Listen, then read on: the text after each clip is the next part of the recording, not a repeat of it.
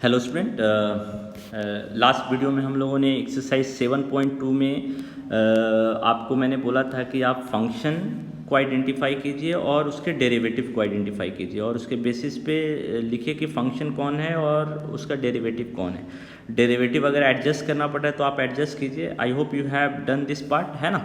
अब इसके बेसिस पे हम लोग सब्स्टिट्यूशन मेथड को अप्लाई करते हैं। सब्स्टिट्यूशन मेथड हम कैसे अप्लाई करेंगे, ठीक है। जैसे पहला वाला क्वेश्चन देखिए, 2x by 1 plus x square है ना, 2x by 1 plus x square. First question हम लोग देखते हैं, ठीक है। फर्स्ट क्वेश्चन जो है integration of 2x by 1 plus x square dx। अगर इसको अगर हम फंक्शन के टर्म में लिखेंगे तो जो फंक्शन है वो डेनोमिनेटर में है fx और जो f डैश x है डेरिवेटिव उसका वो न्यूमरेटर में है। तो अब इसको हम कैसे इंटीग्रेट करेंगे, ये सब्स्टिट्यूशन मेथड से, यानी कि आप किसको सब्स्टिट्यूट करेंगे जिससे ये इंटीग्रेट हो जाए।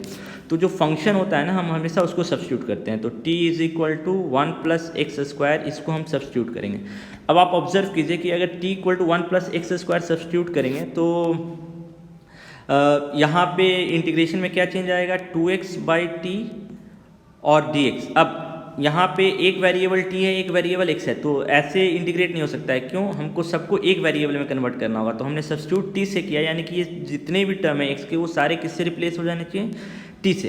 तो अब आप ये यहाँ पे ये देखिए कि जो dx है वो dt से रिप्लेस होना चाहिए। इसका मतलब हमको क्या करना होगा, डेरिवेटिव का यूज़ करना होगा। तो ये जो हमने सब्स्टिट्यूशन किया है इसको हम डिफ्रेंशिएट करते हैं। क्यों हम डिफ्रेंशिएट कर रहे हैं, मैंने आपको भी बताया, dt by d x is equal to 1 का डिफ्रेंशिएशन 1 0 एंड एक्स स्क्वायर का डिफ्रेंशिएशन 2x।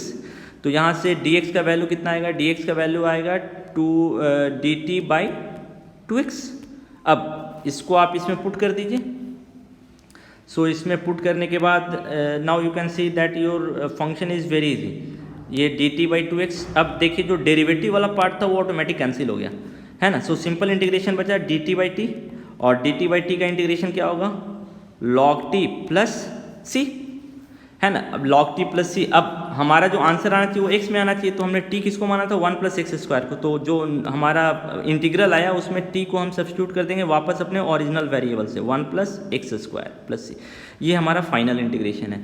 तो आप यहाँ पे क्या ऑब्जर्व कर रहे हैं, क्वेश्चन में ऑब्जर्वेशन पार्ट इंपॉर्टेंट है। पहला तो आपने देखा कि आपका डेरिवेटिव क्या है और फंक्शन क्या है, वो आपका पहला पार्ट है। दूसरा पार्ट क्या है, अगर डेरिवेटिव और फंक्शन आपको मिल गया तो उसके बाद अब हम क्या देखेंगे कि फंक्शन को हमेशा सब्स्टिट्यूट करेंगे। ये हमारा दूसरा पार्ट होगा। फंक्शन को सब्स्टिट्यूट करने के बाद हर एक टर्म जो वेरिएबल हमने माना है उसके टर्म में, अगर यहाँ z माना है तो dz और z आना चाहिए, है ना। यहाँ हमने t माना है तो हर चीज़ dt और t के टर्म में आनी चाहिए।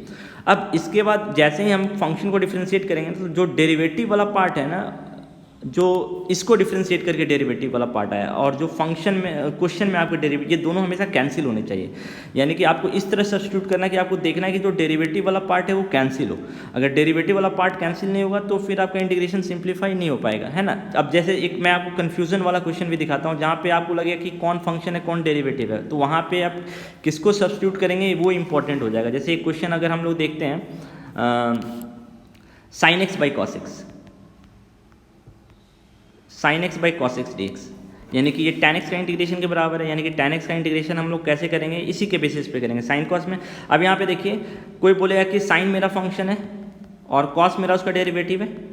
कोई बोलेगा नहीं, कॉस मेरा फंक्शन है और साइन उसका डेरिवेटिव है ना। साइन मैंने ऑलरेडी बोला था कांस्टेंट से अगर डिफर कर रहा है तो कॉस का डेरिवेटिव माइनस होता है, तो हम यहाँ माइनस करके यहाँ माइनस कर सकते हैं, कोई प्रॉब्लम नहीं है ना। तो यहाँ पे अब कन्फ्यूज़न है कि फंक्शन कोई भी हो सकता है और डेरिवेटिव भी कोई हो सकता है। तो अब यहाँ पे हम किसको सब्स्टिट्यूट करें, ये हमारे लिए इंपॉर्टेंट है। हम सब्स्टिट्यूट उसी को करेंगे जिससे हमारा इंटीग्रेशन जो इंटीग्रैंड है वो सिंप्लीफाई हो जाए। ये हमारे लिए इंपॉर्टेंट पार्ट हो गया।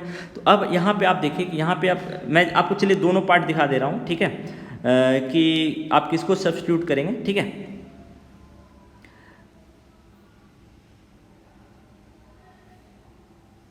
यहाँ पे अब आप देखिए कि जो आप अगर मान लीजिए t इक्वल टू आपने साइन एक्स सब्स्टिट्यूट कर दिया, ठीक है, t is equal to sine x substitute कर दिया, तो आपको इसको डिफ्रेंशिएट अब करना पड़ेगा। आपको पता है कि नेक्स्ट स्टेप डेरिवेटिव होगा dt by d x equal to cos x. अब यहाँ से आपको dx का वैल्यू निकालना होगा, है ना। dx का वैल्यू आएगा dt बाई कॉस एक्स। सो ये क्या हो गया आपका, साइन एक्स को t माना और dt बाई कॉस एक्स, यानी cos x into cos x, cos square x. अब आप देखिए कि हमने ऑब्जर्व किया था कि हम जब सब्स्टिट्यूशन करते हैं तो डिफ्रेंशिएट करके जो पार्ट पुट करते हैं उसमें जो डेरिवेटिव वाला पार्ट होता है वो कैंसिल हो जाता है, बट यहाँ डेरिवेटिव वाला पार्ट कैंसिल नहीं हुआ है ना। मैं ऐसा नहीं बोल रहा हूँ कि ये इंटीग्रेशन नहीं बनेगा, ये इंटीग्रेशन बनेगा, बट जो अभी तक हमने कॉन्सेप्ट सीखा था उस कॉन्सेप्ट से थोड़ा सा हटकर हो गया। तो अब आप कैसे पता करेंगे, आप हमेशा ध्यान रखिए जब भी आप dx का वैल्यू निकालेंगे तो जो डेरिवेटिव वाला पार्ट है वो हमेशा डेनोमिनेटर में आएगा, है ना। यानी कि जो क्वेश्चन में डेरिवेटिव वाला पार्ट है वो न्यूमरेटर में होना चाहिए। इसका मतलब हम साइन एक्स को जो टी मान रहे हैं ये यहाँ पे थोड़ा सा प्रॉब्लमेटिक पार्ट है, यानी कि हमको उल्टा मानना पड़ेगा। अगर कॉस एक्स को टी मानेंगे तो साइन एक्स नीचे आएगा, है ना, और साइन एक्स कैंसिल हो जाएगा। तो यहाँ पे जो सबसे इजी सब्स्टिट्यूशन है वो साइन एक्स नहीं है, यहाँ पे जो इजी सब्स्टिट्यूशन है वो क्या है, t is equal to cos x. ये हमारा सबसे इजी सब्स्टिट्यूशन है। So t is equal to cos x, t is equal to cos x, ये हमारा यहाँ पे क्या होगा, इजी सब्स्टिट्यूशन होगा। T is equal to cos x, t is equal to cos x, ये हमारा इजी सब्स्टिट्यूशन होगा। So d t by d x is equal to minus sine x and d x is equal to d t minus d t by sine x, है ना। अब आप put कर दीजिए अपने फंक्शन में, तो देखिए sine x by t into d minus sine बाहर आ गया, d t by sine x और साइन एक्स कैंसिल हो गया।